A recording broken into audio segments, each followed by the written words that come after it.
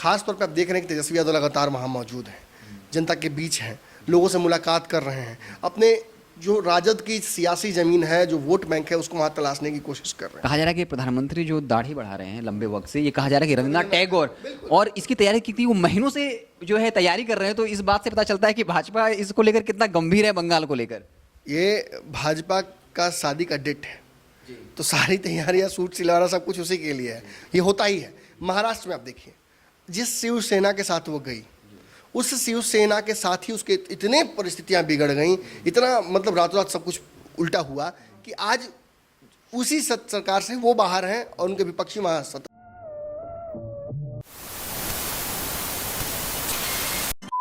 नमस्कार, मैं हिमांशु कुमार, आप देख रहे हैं भारत लाइव। पंचनामा के इस खास शो में आप सभी का बहुत बहुत स्वागत है।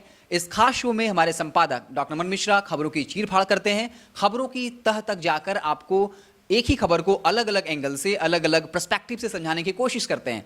तो आज हम बात करेंगे बंगाल चुनाव को लेकर। हम बता दें कि चुनाव आयोग ने तिथि निर्धारित कर दी है कि 4 राज्यों सहित एक केंद्र शासित प्रदेश में चुनाव होने हैं। लेकिन बिहार की सियासत से अगर जोड़कर देखें तो सबसे ज्यादा असर पश्चिम बंगाल का और फिर असम का। बिहार की सियासत में इसका साफ असर देखा जा रहा है। नेता के बयान आने शुरू हो गए हैं। भारत लाइव आपको लगातार खबर ब्रेक कर रहा है। अब बात करते हैं कि बिहार की सियासी जो पार्टियां हैं, चाहे वो जेडीयू हो, बीजेपी हो, राजद हो, यहां तक कि हम पार्टी भी बिहार से पहली बार जाकर के पश्चिम बंगाल में, देश का पहला ऐसा राज्य पश्चिम बंगाल है जहां पर जीतन राम मांझी अपना सियासी किस्मत आजमाने जाएंगे।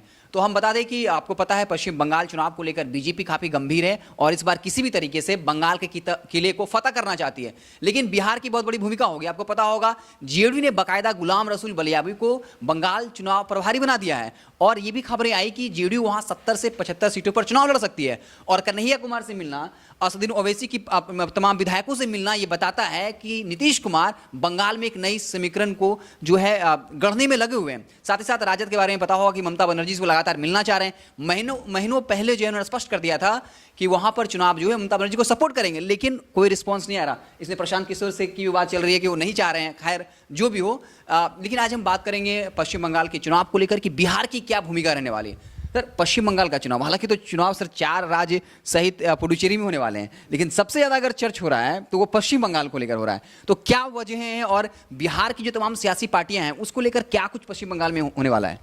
देखिए, बिहार में एक तुरंत लड़ाई हुई है। बहुत साधारण भाषा में समझाने की कोशिश करता हूँ। बिहार में तुरंत एक लड़ाई हुई है और इस लड़ाई में जीतते जीतते रह गए तेजस्वी यादव। तो ऑब्वियसली जो अगर 19-20 से हारता है या फिनिश लाइन को क्रॉस नहीं कर पाता है पहले, वो ये जरूर मतलब उसको गफलत रहती है, उसको इस बात का इल्म रहता है कि थोड़ी देर के लिए मिस कर गए, अगर थोड़ा और एक और मौका मिलता तो शायद निकल जाते। तो ये जो सडनली बिहार के बाद बंगाल चुनाव आ रहे हैं, ये विपक्षी पार्टियों के लिए बहुत इंपॉर्टेंट इसलिए हो जाते हैं। खास तौर पे आप देख रहे हैं कि तेजस्वी यादव लगातार वहाँ मौजूद हैं, जनता के बीच हैं, लोगों से मुलाकात कर रहे हैं, अपने जो राजद की सियासी जमीन है, जो वोट बैंक है, उसको वहाँ तलाशने की कोशिश कर रहे हैं। इसका मुख्य मकसद ही यही है कि बिहार की जो लड़ाई उनके हिसाब से अधूरी रह गई, उसे वो वहाँ पूरा करना चाहेंगे। अब ये रहा राजद का और विपक्ष का एक बड़ा महत्वपूर्ण इसमें एंगल। भाजपा के बारे में मैंने आपको कुछ दिनों पहले बताया था, दर्शकों को भी याद होगा कि भाजपा के हाथ से सारे बड़े मेट्रोस निकल चुके हैं। महाराष्ट्र भाजपा के पास नहीं है, दिल्ली भाजपा के पास नहीं है, कलकत्ता भाजपा के पास नहीं है। अब बात होती है बिहार की, तो बिहार में धीरे धीरे भाजपा इंटर कर रही है, लेकिन जो स्किल्स रिक्वायर्ड है बिहार को फतेह करने की, वो शायद भाजपा में नहीं है। ये बात मैं बहुत सोच समझ कर बोल रहा हूँ। कुछ दिनों लगातार, पिछले 60 दिनों से हम लगातार इस पर हम भी मेहनत कर रहे हैं। सारी राजनीतिक संभावनाओं को हमने तलाशा। शायद भारत लाइव अकेला चैनल होगा जिसने इतना ज़्यादा सरकार के दावपेचों को एक्सपोज किया, और हमने देखा कि कैसे भाजपा के पास लीड होने के बावजूद भाजपा ने बहुत अपनी गलती की वजह से वो लीड नीतीश के हाथ में दे दी। तो ये कहीं ना कहीं एक ऐसी परिस्थिति है जिसके लिए भाजपा तैयार नहीं है। शायद चेहरा नहीं ढूंढ पाई, एक बहुत बड़ा मुद्दा है। तेजस्वी यादव भी बार बार ये तंज करते रहते हैं कि बीजेपी पास कोई चेहरा ही नहीं है। पावर एब्जॉर्ब नहीं कर पाई भाजपा, ताकत जो मिली उसको एब्जॉर्ब नहीं कर पाई। वो नीतीश के पास जाकर सरेंडर हो गया फाइनली वो पावर फिर से। ये उस तरह से हुआ कि पिता ने अपने पुत्र को कहा कि जाओ फ्री हैंड तुमको दिया, तुम चला के दिखाओ, और उससे गड़बड़ होने लगा। लास्ट में कहा नहीं आप ही चलाइए। वही परिस्थितियाँ यहाँ हो गई। तो ये एंगल है नीतीश कुमार का कि वो भाजपा को ये एहसास कराएं कि तुमने हमें कमज़ोर करने के लिए चिराग पासवान को लाया, सारे समीकरण को हमारे अगेंस्ट किया, फिर भी तुमको इस बात का एहसास जरूर हुआ कि नीतीश कुमार की आवश्यकता है। और नीतीश कुमार अब भाजपा में भरोसा कर भी नहीं सकते हैं, ये भी एक बड़ी बात है, क्योंकि जो एक बार आपको काटने की कोशिश कर चुका है वो दोबारा भी कर सकता है। इसलिए नीतीश कुमार भाजपा के खिलाफ अरुणाचल प्रदेश में जिस तरह से भाजपा ने किया उसका जवाब देने के लिए बंगाल को उपयुक्त समय मानेंगे, सही जगह मानेंगे, और अगर डैमेज कर पाएंगे तो भाजपा के मन में रिस्पेक्ट और बढ़ेगा ही। जैसे आपने यूज़ किया था पहले सर कि भय बिना प्रीत ना होई, भय भी नहीं होता है, थोड़ा भय बनाना पड़ेगा। तो ये नीतीश का एंगल है। वहीं भाजपा का एंगल आपको खुद ही पता है कि जब कोई राज्य ही उसके पास नहीं है बड़ा, तो कम से कम बंगाल तो लिया जाए। बंगाल में जिस तरह से देखिए, भाजपा के अश्वमेघ को अपने लोग उनके रोक रहे हैं। ममता बनर्जी भी पुरानी सहयोगी रह चुकी हैं, और जिस तरह से आज वो खड़ी हैं जिस जगह पर, पूरी तरह से बंगाल मतलब ममता बनर्जी है। और अमित शाह का, स्मृति ईरानी का, जेपी नड्डा का, नरेंद्र मोदी का, सबका फोकस बंगाल में होना ये साबित करता है कि बंगाल चाहिए, कुछ भी हो जाए। और ये बिहार के बारे में आपको मैंने शायद इसमें एक लाइन जुड़ देना चाहेंगे। कहा जा रहा है कि प्रधानमंत्री जो दाढ़ी बढ़ा रहे हैं लंबे वक्त से, ये कहा जा रहा है कि रविन्द्रनाथ टैगोर, और इसकी तैयारी की थी वो महीनों से जो है तैयारी कर रहे हैं। तो इस बात से पता चलता है कि भाजपा इसको लेकर कितना गंभीर है बंगाल को लेकर। ये भाजपा का शादी का डेट है, तो सारी तैयारियां, सूट सिलवाना सब कुछ उसी के लिए है। अब देखना ये है कि भाजपा इस तरह से जिस राज्य के लिए तैयारी करती है उस राज्य उसको छोड़ देती है, अपने हाथ से निकल जाता है उसके। ये होता ही है। महाराष्ट्र में आप देखिए, जिस शिवसेना के साथ वो गई, उस शिवसेना के साथ ही उसके इतने परिस्थितियां बिगड़ गई, इतना मतलब रातों रात सब कुछ उल्टा हुआ कि आज उसी सरकार से वो बाहर हैं और उनके विपक्षी वहाँ सत्ता चला रहे हैं, और लड़ाई भी तगड़ी हो गई है। मतलब रिश्ते हमेशा के लिए खराब हो गए, एक तरह से राजनीति में ऐसा होता नहीं है, लेकिन रिश्ते खराब हो गए हैं। और ऐसी परिस्थिति कहीं ना कहीं बंगाल में भी हमको देखने को मिलेगी। बिहार में तो हमने देख लिया, बिहार में तो मतलब रिपीट होते होते महाराष्ट्र रह गया, मैं आपको बता दूं। हालांकि ऐसा नहीं है कि नहीं होगा 5 साल में। बंगाल चुनाव में बार बार कह रहा हूँ कि बड़ा पॉइंटर है जिसके बाद कुछ भी हो सकता है। लेकिन भाजपा, बिहार की छोटी पार्टियां, ये बंगाल में क्या खोजने जा रही हैं? ये बंगाल में उस 12% हिंदी भाषी वोट बैंक के पीछे पड़ी हुई हैं, जो बिहार के सीमावर्ती इलाकों से सटा हुआ राज्य का जो हिस्सा है बंगाल का। और आपको एक और बात मैं बता दूं कि ये शायद दर्शकों के कुछ लोगों को पता भी होगा कि बंगाल के प्रोविंस से ही बिहार कटकर बना था, फिर बिहार से झारखंड बना। तो हम बंगाल के प्रोविंस के ही हैं। और ये एक बड़ा, आज भी बिहार की कई ज़मीनों की रजिस्ट्री बंगाल में होती है, ये पता होगा आपको। बंगाल जाकर लोग रजिस्ट्री कराते हैं कई ज़मीनों का। तो आप, ये हमारा जो संबंध है ये बहुत पुराना है। और कहा जाता है कि बंगाल फतेह का जो रास्ता है वो बिहार से होकर जाता है। बड़े बड़े जो अशोक या सम्राट अशोक या बड़े बड़े जो राजा थे, वो जब फतेह के लिए निकलते थे तो बंगाल होते हुए कहीं जाते थे, क्योंकि बहुत समृद्ध था वो। बिल्कुल समृद्ध विरासत है, गंगा के किनारे हम हैं और वो समुद्र के तट के किनारे हैं, तो वो मिल जाता है आपस में। और एक और बात है कि बिहार में जो सांस्कृतिक विरासत है, जो जिसको पॉलिटिकली बहुत यूज़ किया जाता है, समझने के प्रयास की मैं जो समझाना चाह रहा हूँ, बिहार में अलग अलग जगहों पर अलग अलग संस्कृति है। मिथिला की संस्कृति है, भोजपुरी की अपनी संस्कृति, मगही की संस्कृति है। आप जिस तरफ जाइएगा आपको कहीं ना कहीं एक संस्कृति दिख जाएगी। आप इधर बढ़िएगा तो अंग प्रदेश की एक संस्कृति है। इन संस्कृतियों से ही मिलता जुलता बंगाल का भी अपना साहित्य, अपनी संस्कृति है, और उसको भुनाने के लिए बड़ा आसान हो जाता है। देखिए, साहित्यकार को और उससे प्रभावित लोगों को कहा जाता है कि वो बहुत इमोशनल लोग होते हैं, और इमोशनल लोगों को दाढ़ी बढ़ा के, साड़ी पहन के आप बेवकूफ़ बना सकते हैं, उनको अपने पाले में कर सकते हैं। और यही कहीं ना कहीं निज़ाम रिपीट करने के लिए वहाँ जा रहे हैं ये लोग। देखिए, बिहार में, हाँ, अब मामला कैसे खुलता है कि बिहार में जो लड़ाई हुई वो विपक्ष के हिसाब से अधूरी रह गई। कोई कह रहा है कि ईवीएम के चलते गड़बड़ा गया, कोई कह रहा है कि कुछ जोड़ घटाव कर कांग्रेस की वजह से गड़बड़ा गया, तो कांग्रेस की वजह से तो ऑब्वियसली लोग कह रहे हैं कि गड़बड़ा गया। लेकिन इन परिस्थितियों को एक बार फिर से सभी चाहते हैं कि रिपीट हो जाए। इनफैक्ट नीतीश कुमार तक चाहते हैं कि एक बार फिर मौका मिलता और चिराग पासवान का काट लेके उतरते इस बार। उसी के लिए तो तैयारी हो रही है ना। वो जो 19-20 जोड़ रहे हैं, खोटे सिक्के इकट्ठा किए जा रहे हैं, क्यों किए जा रहे हैं? इसी कारण से कि चिराग पासवान ने जो डैमेज किया उसको कंपनसेट करना है कैसे भी। अब ये मौका बिहार में तो जल्दी मिलने नहीं जा रहा है, तो इसको आप पूरा कहाँ कीजिएगा? बंगाल में ही, जहाँ एक तरफ भाजपा बंगाल जीतने गई है, ममता बनर्जी को लुढ़काने गई है, वहीं नीतीश कुमार भाजपा के खिलाफ अपनी ताकत को मजबूती से दिखाने के लिए, अपनी ताकत, अपनी हैसियत दिखाने के लिए राजनीतिक जा रहे हैं। तेजस्वी यादव जा रहे हैं कि एक बार फिर से मौका मिलता तो इस बार कम से कम एहसास करा देते हैं खासतौर पे एनडीए के लोगों को, नीतीश कुमार को और भाजपा को, कि हम यहाँ भी आपसे भारी पड़ेंगे, यहाँ भी लेकिन हाँ, ऑब्वियसली एक बड़ी बात हमें यहाँ समझनी पड़ेगी और इन दलों को भी समझना पड़ेगा कि ये आपस में तो लड़ेंगे, लेकिन इसके अलावा एक बड़ा वहाँ का बड़ा ताकत एक इंतज़ार कर रहे हैं इन लोगों के लिए।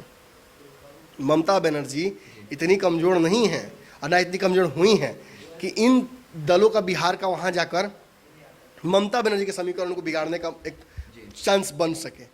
लेकिन हाँ, भाजपा राष्ट्रीय पार्टी है, भाजपा का शुरू से इंटरेस्ट रहा है। भाजपा जिस तरह से लगी हुई है, आप देख रहे होंगे लगातार बुआ और बेटियों वाला लड़ाई अब शुरू हो गया है। तो ये सारी चीज़ें भाजपा की प्लानिंग है। मैंने कहा था भाजपा जब भी कोई काम करती है तो वो एक प्लान बनाती है और सीरीज ऑफ प्लान्स को धीरे धीरे करके एग्जीक्यूट करती है। तो आप जैसे एक करके देख रहे हैं प्लान, दाढ़ी बढ़ना, बेटी वाला एंगल लेके आना। एक और बिहार में जैसे नेता बयान आ रहे हैं, हम देखिए कि उधर चुनाव का ऐलान हुआ, पहला स्टेटमेंट आता है सुशील मोदी की तरफ से, जहां वो कहते हैं कि ऐसा दलित जो धर्मांतरण करता है और अगर वो इस्लाम या ईसाई धर्म अपनाता है तो उसको आरक्षण नहीं मिलेगा, पहला स्टेटमेंट। दूसरा, तारकिशोर प्रसाद क्या कहते हैं कि ममता बनर्जी जो है श्री राम नाम से चिढ़ती हैं। तो आप देखेंगे कि कहीं ना कहीं हिंदू मुस्लिम वाला एंगल आना शुरू हो गया है, जो बीजेपी का मेन फंडा है किसी भी चुनाव को जीतने के लिए। ममता बनर्जी के हाथ से अगर बंगाल आपको छीनना है तो भाजपा सबसे बड़ी कंटेंडर है यहाँ पे उस थ्रोन को हासिल करने के लिए। बाकी लोग भाजपा को डैमेज करने जा रहे हैं, स्पष्ट मैं बता दूं आपको। अब यहाँ से जिस पार्टी को 4 विधायक बिहार में मिले हो नीतीश की कृपा से, वो बंगाल में जाकर अगर कहेगी कि सरकार बना लेंगे या गिरा देंगे तो ये हास्यास्पद है। और 3 दिन वहाँ रहकर जो राजनीतिक संभावना तलाश करने गए थे जीतन राम मांझी, उसमें नीतीश कुमार का बहुत हद तक एजेंडा था, क्योंकि तेजस्वी यादव वहाँ गए हुए हैं। तो जीतन राम मांझी अपना वहाँ राजनीतिक समीकरण उठाकर नीतीश के रिप्रेजेंटेटिव दूत बनकर वहाँ गए हैं। मांझी के बारे में सर हमको ये लग रहा है कि चूंकि उनको अपने बयानों से सुर्खियों में बने रहते हैं, तो मुझे लगता है वो सिर्फ वहाँ जा रहे हैं ताकि वो सुर्खियों में बने रहे, बाकी कुछ नहीं होने वाला है वहाँ। नीतीश कुमार को डिफेंड करने के लिए, एहसास करने के नीतीश जी हम आपके साथ हैं। आपको पता है कि नीतीश कुमार ने भी कार्यक्रम बना लिया बंगाल जाने का, और नीतीश कुमार भी जा रहे हैं बंगाल।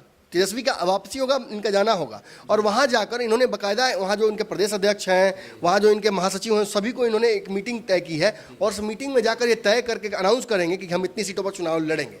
अब इससे क्या होगा, भाजपा अलग संशय में, लेफ्ट की पार्टियों के साथ इनकी मुलाकात हो चुकी है। वहाँ देखिए इन्होंने जो प्रभारी भी बनाया है, किसे बनाया है?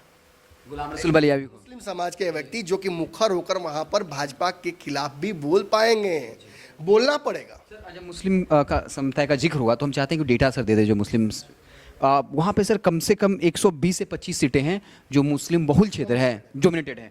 और सबसे दिलचस्प बात है कि 40 से 42 सीटें ऐसी हैं जहाँ पर 50% की संख्या में है, और बाकी 80 सीटें ऐसी हैं जहाँ पर 30 से ज़्यादा मुस्लिम वोटर्स हैं। हमने जो हेडलाइन लिखा है उसको समझने का प्रयास कीजिए। भाजपा, तेजस्वी यादव और नीतीश कुमार आपस में भिड़ेंगे ना। नीतीश कुमार वहाँ जाकर हिंदू पोलराइजेशन नहीं कर सकते हैं, वहाँ उन्हें अल्पसंख्यक कार्ड खेलना पड़ेगा, उन्हें मुसलमानों को अपने पाले में करना पड़ेगा, उन्हें जवाब देना पड़ेगा कि CAB NRC पर उनका स्टैंड क्या है। उन्हें इस बात का जवाब देना पड़ेगा, उन्हें बताना पड़ेगा कि राम मंदिर पर उनका स्टैंड क्या है, उन्हें बताना पड़ेगा कि ट्रिपल तलाक पर उनका स्टैंड क्या है। और ये बोलेंगे कि ट्रिपल तलाक पर हमने वॉकआउट किया था, ये बोलेंगे। और गुलाम रसूल बलियावी को तो बहुत से सवालों का जवाब देना पड़ सकता है, ये भी है। यहाँ पे पूछा गया विधानसभा में उनसे। लेकिन ये बात जरूर है कि सिंस बिहार में गलेबिलिटी वाला फॉर्मूला काम कर जाता है, जाति के है, अगर मैं कर नहीं भी करता हूँ अपने उस प्रदेश के लिए, तो लोग कहते हैं नहीं ठीक है हमारी जात का आना है, दे दो इसको मौका। ये होता है बिहार में। तो यही फार्मूला लेकर बंगाल में जा रहे हैं ये लोग, उसी पोलराइजेशन को जो रीजनल जो होता है हाइपर लोकल, उसको यूटिलाइज करेंगे ये लोग, और कोशिश करेंगे कि बंगाल के अलग अलग इलाकों में। देखिए एक और बात है, सिंस प्रशांत किशोर वहाँ पे हैं, इस एंगल को भी हमें समझ लेना पड़ेगा। प्रशांत किशोर पूरी तरह से, बात को समझने की कोशिश कीजिएगा आप भी और दर्शक भी, पूरी तरह से ममता बनर्जी के साथ हैं, इस बात से मुझे संदेह है। आप कह रहे हैं कि संदेह है कि प्रशांत किशोर ममता बनर्जी के साथ हैं? जिन सीटों पर उनकी सौदेबाजी नहीं हो पाएगी ममता बनर्जी के कैंडिडेट के साथ, उन सीटों पर वो ममता बनर्जी के खिलाफ भी काम कर सकते हैं, और बिहार में उन्होंने साबित किया है। उनके साथ एक बहुत बड़ी प्रोबेबिलिटी है कि ममता बनर्जी और नीतीश कुमार को तो वो एक साथ होने नहीं देंगे। तेजस्वी यादव की कुछ संभावनाएं बनती हैं ममता बनर्जी के साथ, लेकिन अब वो सब कुछ डिपेंड करेगा श्याम रजक पर। श्याम रजक कितना प्रशांत किशोर के साथ ट्यूनिंग बना पाते हैं, कैसे वो मीटिंग जाती है, वो सब उस पर डिपेंड करेगा। यहाँ जाकर भी एक उंगली डालकर आज कहीं ना कहीं तेजस्वी यादव ने चेक कर लिया है कि मिजाज क्या है। अब ममता बनर्जी का रिएक्शन जैसा आएगा, वहाँ देख रहे हैं उनके पार्टी के लोग आकर मिल रहे हैं तेजस्वी यादव से, तो ये तो दोस्ती रिश्तेदारी में बदलने की बस बात रह गई है। औपचारिक मुलाकात हो जाए तो बस सब कुछ तय हो जाए। लेकिन अब जीतन राम मांझी का जाना नीतीश कुमार के जाने का बस ऐलान मात्र है।